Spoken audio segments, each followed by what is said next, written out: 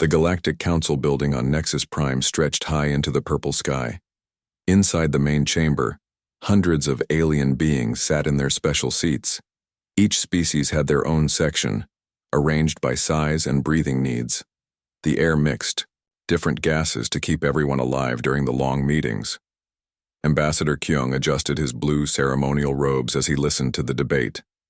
His people, the Altarians, looked almost human, but had silver skin and larger eyes. They had been part of the Galactic Council for over 800 years. Today's meeting was supposed to be simple, discussing new trade routes through the outer spiral region of the galaxy. The debate had been going on for 3 hours. Most species wanted to expand trade to make more money. The routes would cut travel time by half and reduce fuel costs. Everything seemed normal until Councillor Vextar spoke up.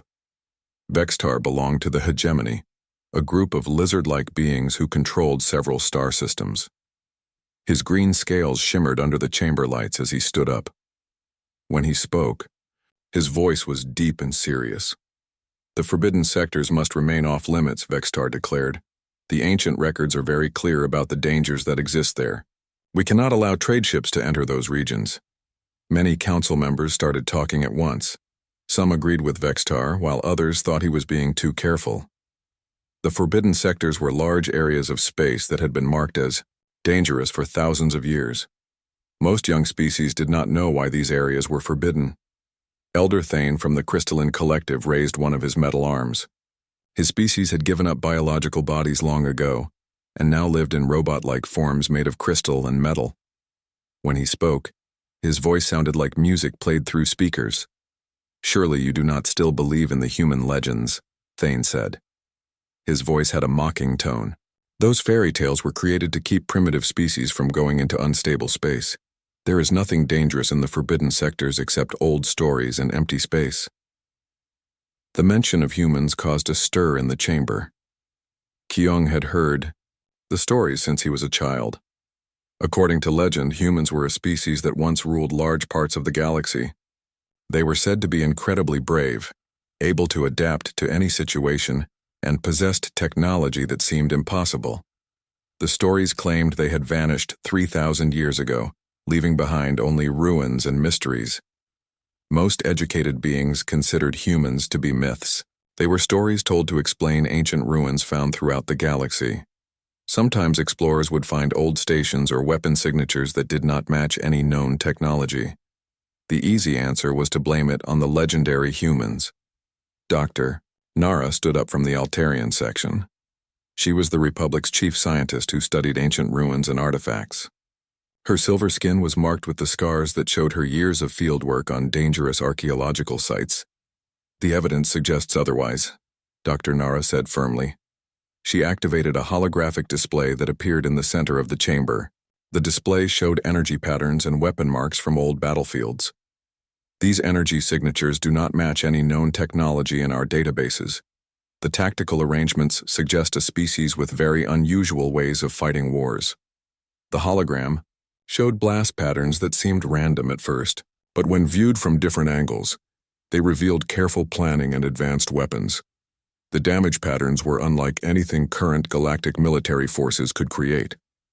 "Furthermore," Dr. Nara continued, "we have found similar patterns on over 200 worlds throughout the forbidden sectors.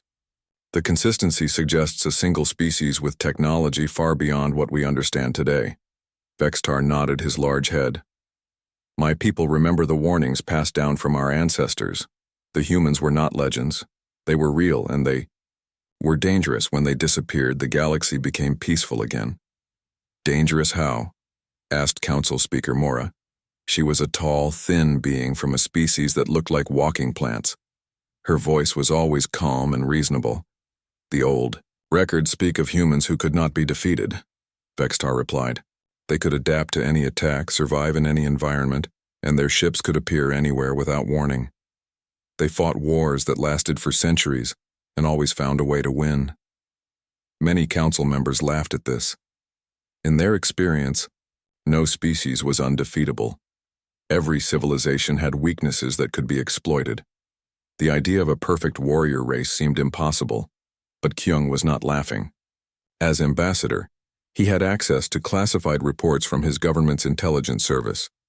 Over the past year, there had been strange incidents along the outer trade routes. Ships were disappearing, but not in the usual patterns of pirate attacks or space accidents. His personal communicator buzzed quietly. The message was from his aide, Day, marked as urgent. Kyung excused himself from the debate and moved to a private alcove to read the message. The report made his blood run cold. A deep space monitoring station had detected unusual energy signatures approaching from beyond the galactic rim. The signatures did not match any known ship designs or propulsion systems in the galactic database. Kyung returned to his seat as the debate continued. Dr. Nara was now showing images of ancient ruins found on worlds throughout the forbidden sectors. The architecture was unlike anything built by current galactic civilizations. Note the construction methods, Dr. Nara pointed out. These buildings are not just old. They are built using principles we do not understand. The materials show no signs of aging despite being thousands of years old. Some structures appear to be grown rather than built. Elder Thane's mechanical voice interrupted. Ancient technology often seems impossible to primitive species. Just because we do not understand, something does not mean it was built by mythical humans. Then explain this, Dr. Nara said, changing the holographic display. The new image showed a star map of the galaxy with thousands of red dots marking ancient ruins and artifacts. When viewed as a whole, the dots formed a clear pattern. They outlined what looked like territorial boundaries and defensive positions. Every human ruin we have found fits into a logical pattern of territorial control, Dr. Nara explained. These are not random settlements. This is evidence of a galactic empire that controlled strategic positions throughout known space. The chamber fell silent as council members studied the star map. The pattern was undeniable. If the ruins were really from the same civilization, that civilization had been incredibly advanced and well organized. Counselor Vexitar spoke quietly. The pattern matches the boundaries described in our oldest records. The humans did not just control random worlds. They controlled every important hyperspace route, every strategic resource, every defensive choke point in 3 galactic spirals. Kyung felt another buzz from his communicator.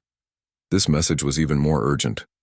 Long-range sensors had now confirmed multiple unknown vessels moving through the void between, the empty space beyond the galactic rim.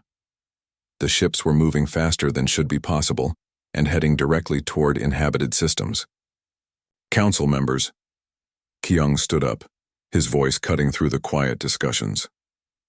I have just received intelligence reports that may be relevant to this debate. Unknown vessels have been detected approaching our galaxy from the direction of the void between. The chamber erupted in noise as everyone started talking at once. Ships from beyond the galaxy were extremely rare.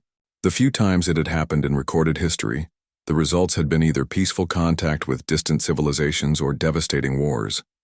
Speaker Mora called for order. Ambassador Kyung, can you provide more details about these vessels? The energy signatures do not match anything in our databases, Kyung replied, reading from his communicator. The propulsion system appears to be unknown technology. Most concerning, the vessels are moving at speeds that should be impossible according to our understanding of physics. Dr. Nara's face went pale. Ambassador, what direction are they coming from exactly? Kyung checked his notes. Bearing 77 Mark 12, approaching from the galactic southwest. Why? Dr. Nara quickly pulled up another star map.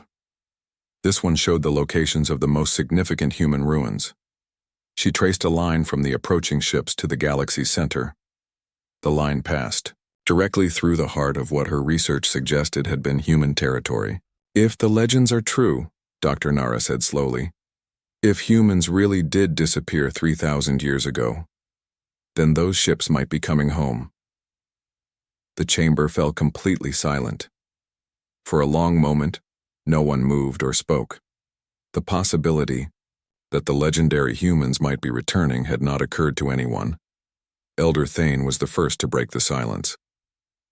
This is ridiculous speculation. Unknown ships do not equal legendary humans returning from mythical exile. But even as he spoke, more reports were coming in. Kyung's communicator was buzzing constantly now. Deep space monitoring stations throughout the galaxy were detecting similar energy signatures. The unknown ships were not just approaching from one direction, they were coming from multiple vectors, all converging on inhabited space. Council members, Speaker Mora announced, I am calling for an immediate recess. All species representatives should contact their home governments immediately. If unknown vessels are indeed entering our space, we need to prepare for any possibility. As council members began, Captain Bora stood on the bridge of her patrol cruiser, the Steadfast. She had been tracking the unknown fleet for 6 hours and her nerves were starting to show. The bridge crew worked quietly at their stations, but she could feel their tension. The Steadfast was not a warship. It was designed for patrol duties along the outer trade routes. Bora's crew of 35 included some of the best officers in the Altarian Republic Navy, but they were not prepared for first contact with an unknown civilization. Navigator Tai looked up from his console. His young face was pale with worry. Captain, the energy readings still do not make sense. Their propulsion system appears to be folding space around their ships. They are not jumping through hyperspace like our ships do. They are actually bending the fabric of reality itself. Bora walked over to look at Tay's readings. She had been a starship captain for 15 years, but she had never seen anything like this. The unknown ship seemed to be moving through space, by convincing space itself to become shorter. How is that possible, she asked. I do not know, Tay replied honestly. According to our physics, what they are doing should require more energy than most stars produce, but their ships are doing it casually, like it takes no effort at all. Communications Officer Saul turned around in her chair. She was older than most of the crew, with silver hair and the calm manner that came from years of experience. Captain, I am receiving what appears to be a communication attempt, but it is not using any recognized galactic protocol. Sol's console showed a complex pattern of mathematical equations and physics formulas. The unknown ships were not trying to talk using words or pictures. They were communicating using pure mathematics. The structure is completely alien, Sully continued, but somehow it feels familiar, like looking at a language you almost remember. Before Bora could respond, the main view screen activated on its own. The bridge fell completely silent as they found themselves looking at something that should not exist. The being on the screen was clearly alive, but unlike any species in the galactic database. It stood upright on 2 legs, had pale skin stretched over what appeared to be an internal skeleton. Its head was round with 2 forward-facing eyes, a protruding nose, and a mouth that moved when it made sounds. Most unsettling of all, it looked exactly like the descriptions from the old legends. This was what humans were supposed to look like. This is Admiral Minho of the Terran Federation Navy, the being said. Somehow their universal translator was working, even though it should not be able to handle a completely unknown language. We are humans, returning to reclaim what was once ours. You are currently trespassing in sovereign human space. Bora felt both her hearts start racing. Sovereign human space. The Altarian Republic had controlled this sector for over 2,000 years. Every star system here was clearly marked on galactic charts as Republic territory.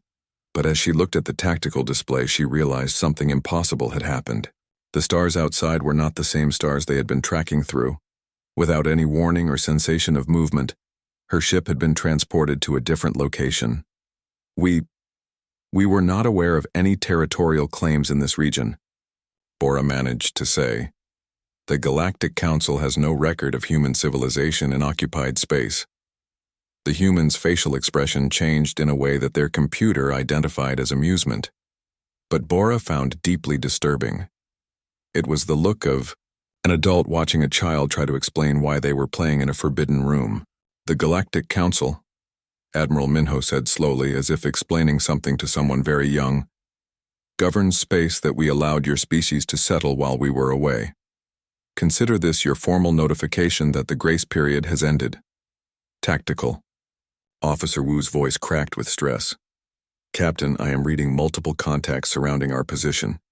Not just a few ships, hundreds of them. Bora looked at her tactical display and felt her stomach drop. The screen showed contacts appearing all around them, not decloaking from stealth systems, but literally materializing from nothing. Each contact was the size of a major warship, but their energy signatures were beyond anything she had ever seen. "You have one standard day to relay this message to your leadership," Admiral Minho continued in the same calm tone. "Humanity has returned to the galaxy. All species currently occupying human worlds and systems have 30 days to begin evacuation procedures." The human paused, and his expression became slightly more serious. "Those who comply with our territorial requirements will be relocated to suitable worlds outside our territory. We will provide assistance with the relocation process. Those who resist our legitimate claims will be removed by force." Bora tried to process what she was hearing. This single human was demanding that entire civilizations abandon worlds they had lived on for thousands of years. It sounded like madness. "Admiral Minho," she said carefully, "I am not authorized to negotiate territorial disputes. This matter would need to be discussed by the Galactic Council and—" "Captain," the human interrupted gently, "you misunderstand. This is not a negotiation. This is a notification. We are informing you of facts, not requesting your permission." The tactical display updated again, showing even more human ships. But these were not just vessels. Some of them were the size of small moons. The energy readings suggested that a single one of those massive ships could probably destroy an entire planet.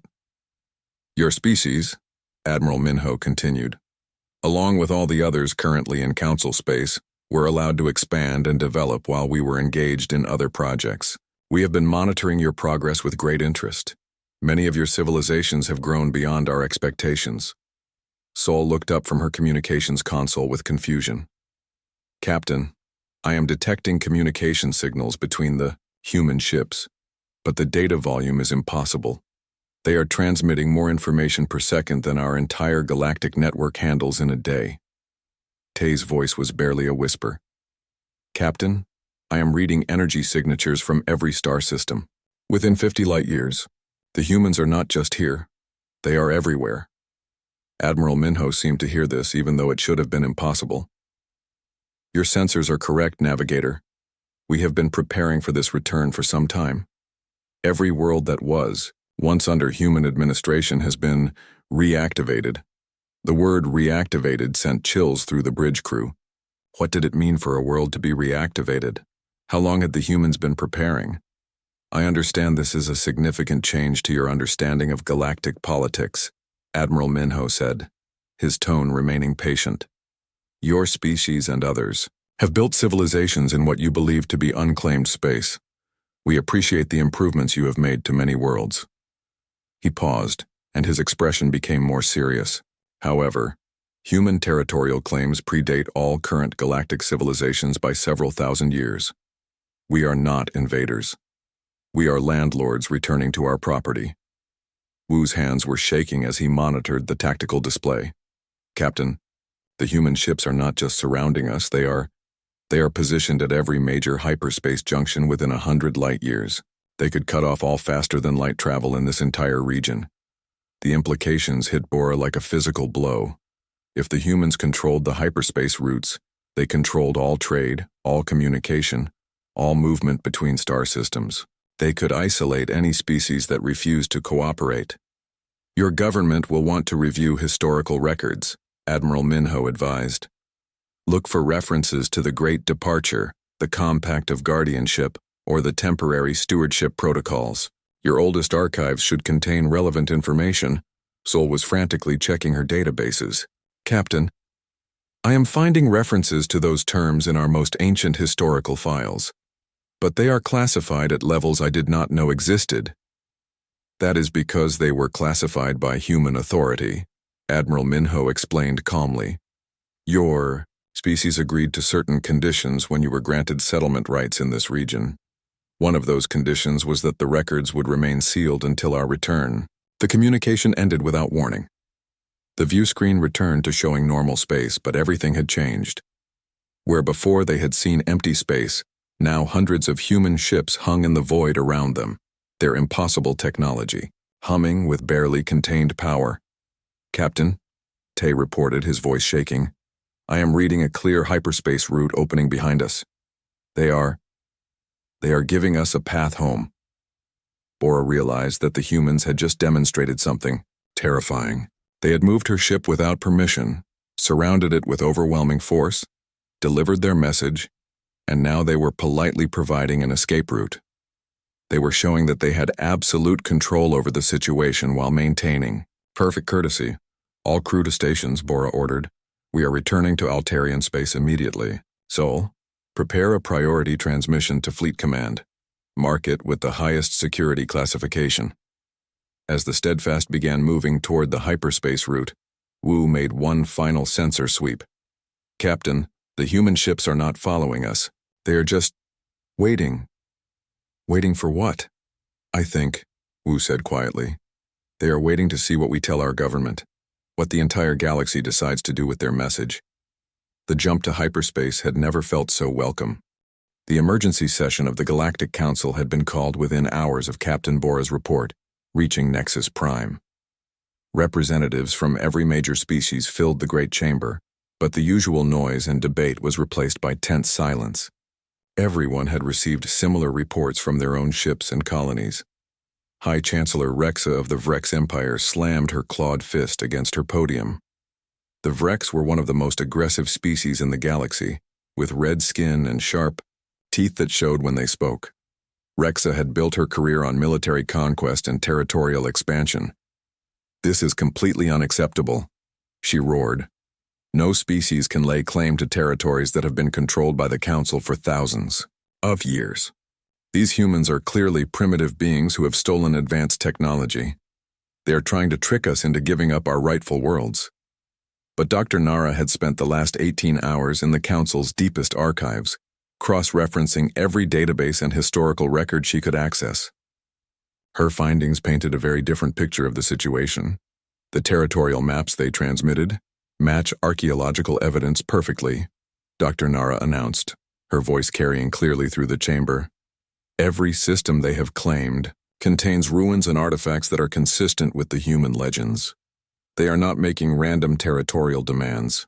They are filing property deeds for land they owned long before any of us reached space. Ambassador Keung studied the holographic star map that Dr. Nara had prepared. The human territorial claims were not scattered random systems. They had claimed every major hyperspace junction, every world rich in strategic resources, and every defensive position that controlled access between different regions of the galaxy. Look at the pattern, Dr. Nara continued, manipulating the holographic display. If their claims are legitimate, they effectively control all faster-than-light travel and trade throughout 3 galactic spirals. Any species that wants to transport goods or communicate between star systems would need human permission. The implications were staggering. Most galactic civilizations depended on trade to survive. Without access to hyperspace routes, entire species could be isolated and forced into economic collapse within months. Admiral Kiro of the Combined Fleet stood to address the assembly. He was a veteran of dozens of wars and had the scars to prove it. His species, the Mandorians, were known for their military expertise and tactical thinking. The technology is our real problem, Admiral Kiro reported grimly. Our best scientists cannot even begin to understand how their ships function. They appear to manipulate gravity, space-time, and fundamental forces in ways that should be impossible according to known physics. He activated his own holographic display, showing sensor readings from multiple encounters with human vessels. The data was confusing and contradictory. Their ships do not use reaction drives, hyperspace engines, or any propulsion system we recognize, Admiral Kiro explained. They seem to move by convincing the universe that they are already where they want to be. Our weapons cannot lock onto them because they exist in multiple locations simultaneously. High Chancellor Rexa was not impressed. Impossible technology or not, they are still just one species against the combined might of the entire galaxy. If they want war, we can give them war. But in the secure chambers deep beneath the council building, a very different conversation was taking place. Intelligence Director Yuna was briefing a select group of military leaders about classified findings that had been hidden for decades. Yuna was one of the few individuals who had access to the most sensitive intelligence files from every member species. She had spent years collecting fragments of information that painted a disturbing picture. "We have been monitoring increased activity in the ancient ruins for the past year," Yuna reported to the assembled military commanders. "Automated systems that have been dormant for 3,000 years are suddenly coming online. Manufacturing facilities, defense platforms, entire star systems are awakening." General Juan of the Altarian Defense Force leaned forward in his chair. He was known for his careful analysis and strategic thinking. "Are you suggesting the humans never actually left the galaxy?" "I am suggesting something far worse," Yuna replied, activating a classified holographic display. "Based on energy output, readings from reactivated facilities, we estimate that human industrial capacity could match the combined output of the entire Galactic Council within a matter of months." "They did not disappear. They have been growing in secret." The room fell silent as the military leaders absorbed this information. The holographic display showed energy signatures and industrial activity on worlds that had been considered dead for millennia. The scale of the hidden infrastructure was beyond anything they had imagined. "How is this possible?" asked Admiral Voss of the Hegemony Fleet. "Our survey ships have visited many of these worlds. They showed no signs of active civilization. That is because human technology operates on principles we do not understand," Yuna explained. "Their infrastructure appears to exist in multiple dimensions simultaneously. What we see as ancient ruins may actually be active facilities that exist mostly outside normal space-time." Meanwhile, on the human flagship Determination, Admiral Minho was reviewing intelligence reports with his senior staff. The ship itself was a marvel that defied galactic understanding of engineering. It appeared to be constructed from a blend of metal, energy, and crystallized space-time. Commander Ari of the Scout Division had been monitoring galactic communications since their arrival. Her reports painted a clear picture of how different species were reacting to the human return. "The younger species are panicking," Ari reported. "Their governments are calling emergency sessions and trying to figure out how to respond. But the older species, particularly the Crystalline Collective and the Hegemony, they remember something. They are already beginning quiet evacuations of contested systems." Admiral Minho nodded thoughtfully. The humans had expected this pattern. Species with longer histories and better record-keeping would remember the old agreements. The younger civilizations would react with confusion and aggression. "And the Council's official response?" Admiral Minho asked. "Mixed," Ari replied. "The military factions want to organize resistance. The diplomatic corps is pushing for negotiations. The intelligence services are trying to figure out how we remained hidden for 3,000 years." Commander Ari paused and looked directly at Admiral Minho. "Sir, they have no idea what they are actually facing." Admiral Minho gazed out at the stars through the observation deck of his flagship. Many of those stars had human colonies that had been growing in secret for millennia. The galaxy thought it was dealing with refugees returning to claim a few lost worlds. The reality was that humanity had never left and had been preparing for this moment for 3,000 years. "Then it is time to show them," Admiral Minho decided. "Begin Phase 2 of the reintegration protocol." Back on Nexus Prime, the Galactic Council session had devolved into chaos. Species representatives were arguing loudly about possible responses to the human demands. Some wanted immediate military action, while others suggested diplomatic solutions. Dr. Nara tried to present more historical evidence, but many representatives were not interested in ancient history. They wanted to know how to protect their current territories and populations. Ambassador Kyung received another urgent message from his government. Altarian deep space sensors had detected massive energy signatures throughout their border regions. Ancient installations that had been silent for thousands of years were suddenly active and broadcasting identification signals. "Council members," Kyung announced, standing to address the assembly. "I have just received reports that human installations throughout Altarian space are becoming active. These are not new constructions. These are facilities that have existed on our worlds for thousands of years without our knowledge." The chamber erupted in noise as other representatives checked their own emergency communications. Similar reports were coming in from dozens of species. Human infrastructure was revealing itself throughout the galaxy. High Chancellor Rexa was still demanding military action. We cannot allow ourselves to be intimidated by ancient technology and hidden bases. If the humans want to reclaim their territory, they will have to fight for it. But Elder Thane of the Crystalline Collective had been accessing his people's oldest archives. What he found there changed his perspective completely. Council members, Thane announced in his musical mechanical voice, I have located records from our species' early spacefaring period. According to these archives, humanity did not disappear 3,000 years ago. They entered what they called deep integration. The chamber fell quiet as Thane explained. Deep integration appears to be a process by which their consciousness merged with their technology and infrastructure. They did not leave the galaxy. They became the galaxy. The implications were staggering. If humans had been integrated with galactic infrastructure for thousands of years, they had been watching and listening to everything. Every communication, every military plan, every technological development had been observed by hidden human intelligence. Dr. Nara felt pieces of the puzzle clicking into place. That explains the archaeological evidence. The ruins we have been studying are... Admiral Kiro had assembled the largest fleet in Galactic Council history. Over 3,000 warships from every member species floated in formation around the Kepler defense grid. The massive battle stations and orbital platforms represented the pinnacle of galactic military engineering. The Kepler system was chosen carefully for this confrontation. It contained one of the galaxy's most important hyperspace junction points, making it a critical strategic location. More importantly, it was defended by a network of battle stations that had never fallen to enemy action in over 1,500 years of service.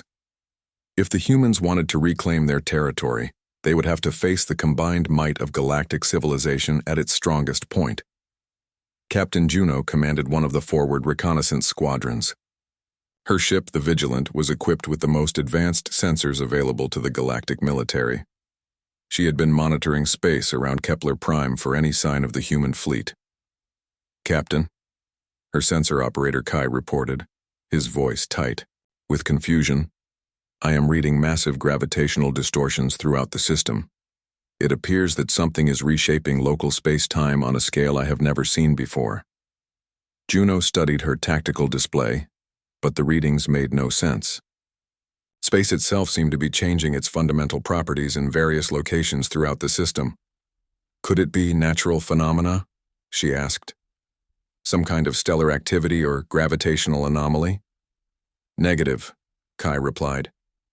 The distortions are too precise and too controlled to be natural. Something is deliberately altering the structure of reality around us. Before Juno could respond to this impossible statement, the stars themselves seemed to shift. Where empty space had existed, moments before, massive structures began materializing. Not ships appearing from hyperspace jumps, but entire installations phasing into visible reality. Admiral Kiro watched from his flagship as the tactical display updated with horrifying clarity. The ancient orbital fortresses around Kepler Prime were not dead ruins as everyone had believed. They were dormant defense platforms, now awakening after 3,000 years of slumber. Each human orbital fortress dwarfed the largest Council battleships. Their energy readings suggested weapon systems that operated on principles beyond current galactic understanding.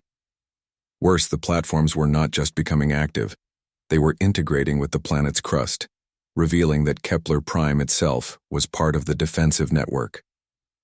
Sir, Communications Officer Yoon called out from her station. We are receiving a transmission, but it is not coming from a ship. The signal appears to be originating from inside the planet.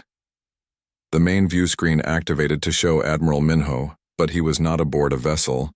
He stood in what appeared to be a vast command center built into living rock, surrounded by technology that seamlessly blended crystalline structures with organic materials. Admiral Kiro, Minho said, his tone conversational and almost friendly. I appreciate that you have brought such an impressive fleet to witness humanity's return to active status. However, you are currently positioned within the Kepler defense grid, which has been human territory for over 4,000 years. Admiral Kiro found his voice, though it took effort. This system has been under Council protection for 2 millennia. We have legal territorial claims supported by galactic law. You have squatters' rights, Admiral Minho replied gently, as if correcting a minor misunderstanding, which we have graciously allowed while we were engaged in deep integration protocols. But as you can see, we have returned to active management of our territories. The orbital fortresses came fully online, their weapon arrays tracking the Council fleet with mechanical precision.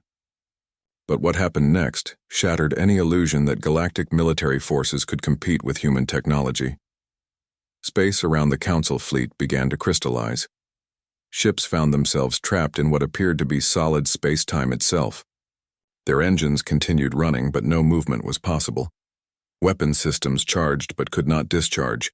The humans had somehow locked the fundamental properties of local space into a crystalline state. Captain Juno felt panic rising as her ship became completely immobilized. "Kai, what is happening to us?" "I do not know," Kai replied, his voice cracking with stress. "According to sensors, the space around our hull has been converted into a stable crystalline matrix. We are trapped inside crystallized reality." Throughout the human command center, Admiral Minho continued speaking as if nothing unusual was happening. "Your vessels are undamaged and your crews are perfectly safe. This is merely a demonstration of our return to active status. We wanted to ensure that galactic leadership understands the new reality." Dr. Nara, who had been granted permission to observe the confrontation from Admiral Kiro's flagship, worked frantically to understand what was happening. Her scientific instruments showed readings that violated everything she knew about physics. "Admiral," she called to Kiro, "this is not just advanced technology. They are manipulating fundamental forces that we did not know existed. They are not using weapons to disable our ships. They are editing the basic laws of physics in local space to make movement impossible." The implications were beyond anything the galactic military had prepared for. Human technology did not just surpass current galactic capabilities. It operated on principles that made traditional warfare meaningless. "You have 6 hours to withdraw from this system," Admiral Minho announced calmly. "After that, we will begin treating your continued presence as hostile occupation of human territory. I trust this timeline is sufficient for you to contact your governments and receive new orders." Admiral Kiro felt humiliation burning in his chest. The largest military force in galactic history had been neutralized without a single shot being fired. Worse, the humans had done it casually, treating the immobilization of 3,000 warships as a minor inconvenience. "Admiral Minho," Kiro said, trying to maintain some dignity, "the Galactic Council will not simply abandon territories that have been ours for thousands of years. This action constitutes an act of war against every civilized species in the galaxy. The Boar." Human's expression remained patient, but something in his eyes suggested that Admiral Kiro had missed an important point. "Admiral," Minho replied, "you continue to misunderstand the situation. This is not an act of war. This is a landlord informing tenants that their lease has expired. The territories you claim as yours were never actually yours. They were temporarily administered by your species while humanity was engaged in other projects." On distant Nexus Prime, emergency sessions of the Galactic Council were being held as reports flooded in from throughout the galaxy. The confrontation at Kepler was not an isolated incident. Human fleets and installations were revealing themselves in every major star system simultaneously. High Chancellor Rexa received tactical reports that made her blood run cold. The humans were not straining to maintain their space-time manipulation. Their energy readings suggested they were operating at minimal capacity, treating the immobilization of the galaxy's most powerful fleet as barely worth their attention. Ambassador Kyung studied the strategic implications with growing horror. If the humans could crystallize space around any fleet, traditional military power was meaningless. No species could threaten or negotiate with beings who could simply turn off the laws of physics whenever they chose. But the most disturbing realization came from intelligence reports flooding in from throughout human territory. The returning civilization was not just technologically superior. They had complete knowledge of every galactic species, every military capability, and every strategic weakness. Dr. Nara made a connection that chilled her to the core. "They have been watching us for 3,000 years," she announced to the emergency council session. "Every technological development, every military innovation, every strategic doctrine we have created has been observed and analyzed by human intelligence. The humans had not just returned with superior technology, they had returned with perfect knowledge of how to defeat every possible galactic response." As the 6-hour deadline approached, Admiral Kiro faced the most humiliating decision in galactic military history. He could order his fleet to attempt resistance, knowing it would be futile and likely result in the destruction of his forces. Or he could order a retreat, acknowledging that galactic civilization was powerless against human technology. The choice was made for him when reports arrived from other human-occupied systems. Species that had attempted military resistance found their fleets not just disabled, but transported to remote locations far from any inhabited worlds. The humans were demonstrating that they could move entire fleets anywhere they chose, whenever they chose. "All ships," Admiral Kiro broadcast across the fleet communication network, "begin immediate withdrawal from the Kepler system. This is not a retreat. This is a strategic redeployment to reassess the situation." But everyone understood what was really happening. The largest military force in galactic history was fleeing from a demonstration of power that had barely required human attention. As the Council fleet began moving away from Kepler Prime, the crystallized space around their ships returned to normal. The humans had released them as casually as they had trapped them, making it clear that the entire demonstration had been under complete humai. 6 months had passed since humanity's return, and the Galactic Council chambers looked very different. Where once hundreds of species had gathered, now only about 60 remained. The rest had relocated to worlds outside human territorial claims, accepting the reality that their expansion into human space had been a temporary arrangement. Ambassador Kyung represented one of the few species that had chosen to remain and negotiate rather than relocate. The Altarian Republic had been fortunate in that their core worlds lay outside the most important human territories. More importantly, they had quickly established diplomatic relations with the returning human government. The change in galactic politics had been dramatic but surprisingly peaceful. Rather than forced evictions, humanity had offered what they called assisted relocation programs to any species willing to cooperate with the territorial transitions. "The relocation processes are proceeding ahead of schedule," reported Leah, the human ambassador to the Galactic Council. She was a middle-aged woman with graying hair and the patient manner of someone accustomed to explaining complex situations to confused audiences. Her presence in the council chambers had fundamentally changed the nature of galactic diplomacy. For the first time in recorded history, a species with overwhelming technological superiority was participating in galactic government as an equal partner, rather than a conqueror. "All species that have cooperated with territorial transitions have been provided with suitable replacement worlds," Leah continued. "In most cases, the new worlds are actually superior to their previous territories in terms of resources and environmental conditions."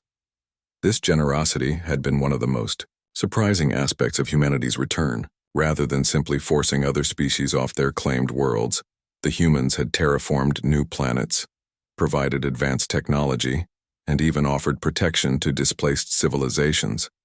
But the price of this generosity was absolute. Human. Space was human space, and no exceptions would be made. Dr. Nara had spent the past 6 months as part of the Joint Archaeological Commission, working directly with human researchers to understand the true scope of their civilization. The discoveries had revolutionized galactic understanding of history and technology. What we learned changes everything we thought we knew about galactic development, Dr. Nara explained to the latest briefing session for council members. Humanity did not disappear 3,000 years ago. They entered what they called deep integration, a process of merging their consciousness with their technology and infrastructure. The holographic display showed a cross-section view of a typical human world. What appeared to be a normal planet on the surface was revealed to be an incredibly complex technological organism extending deep into space and time. Every star system, every orbital station, Every ancient relic we thought was dead technology was actually a dormant node in a galaxy-spanning network of human consciousness, Dr. Nara continued. The humans did not just return to the galaxy, they had never actually left. Captain Bora, now serving as a liaison officer between human and Council naval forces, had witnessed firsthand the true scope of human capabilities. During joint patrols of the border regions, she had watched human ships respond to threats by altering local physics to make hostile action impossible. They do not fight wars the way we understand them, she reported to a gathering of military officers from various species. They do not use superior weapons or tactics. They fight by changing the fundamental rules of reality until resistance becomes meaningless. The implications were staggering. Traditional concepts of military power, territorial defense, and even sovereignty had become obsolete in the face of beings who could edit the laws of physics. But perhaps the most profound change was in how the galaxy understood its own history.